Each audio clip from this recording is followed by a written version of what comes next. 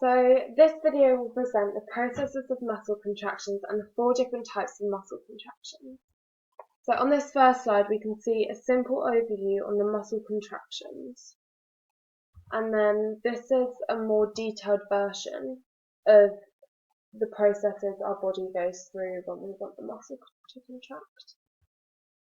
So this is put into a sporting context, and first we have a stimulus, and this is from the environment, so this would be a ball or something like that.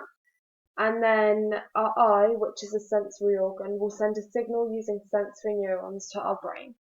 And once the signal gets to the brain, a decision has to be made. And motor neurons receive this signal and this decision. So the process of an impulse getting to the muscle fibers will be that the impulse sent from the brain to the motor neurons then reaches the synapse, and the synapse is a gap between the nerve and the muscle which is going to be contracted. However, for the impulse to get across the synapse, a neurotransmitter called ACH is needed. This then is sent to the receptor site. So if the impulse is strong enough, it will get across the neuromuscular junction, and this impulse will then be sent down the T tubules to the sarcoplasmic reticulum. The sarcoplasmic reticulum is a calcium store where the calcium ions are kept, and then if a strong enough impulse gets to that, the calcium will be released. So the calcium will be released and it will go to the troponin, and then the troponin and tropomyosin will always be covering the actin binding sites when the muscle is at rest. So when the calcium ions attach to the troponin, this moves the tropomyosin and displaces it, so the actin binding sites are therefore now available.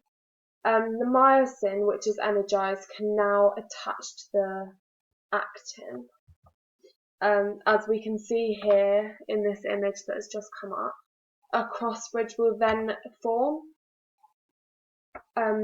This action pulls the M lines with a sliding motion. However, during this action, all the ATP is used, which means that the myosin cannot be released from the actin binding sites. So more ATP is needed for the process of releasing the myosin. So as we can see here, the thick filament and the thin filament, and how the Z lines and M lines are incorporated in the myofibril.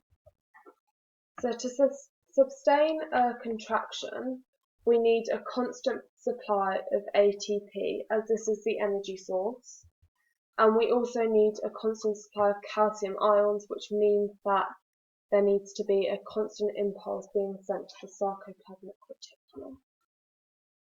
So at the end of a contraction, there's no more impulse, there's no more calcium supply due to this because there's no more impulse going to the sarcoplasmic reticulum. And then the troponin and tropomyosin go back to their original shape, which means that they're covering the actin binding sites. And the myosin arm is left energized as this is its original state. So now we're going on to the different types of muscle contractions. There are 4 of these, and we're going to go through them with sporting examples as well. So the first one we're going to look at is the isotonic concentric, and this type of contraction occurs when the muscle shortens. So an example of this would be the bicep curl, and as the elbow bends, the bicep brachii is shortening. So this is the most common type of contraction. So the second one is the isotonic eccentric, and this type of contraction occurs when the muscle lengthens, and this is the complete opposite of a concentric contraction. So an example, we could use the bicep curl again, and as the elbow extends, the tricep brachii is getting lengthened. So yeah, and this is less common than the concentric contraction. So the next one is the isometric contraction, and this type of contraction occurs when the muscle is static, however having to sustain a position, so there's no movement as it is static.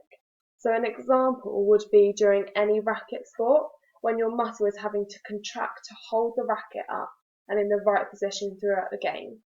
Well, we could use this example again, so the bicep brachii.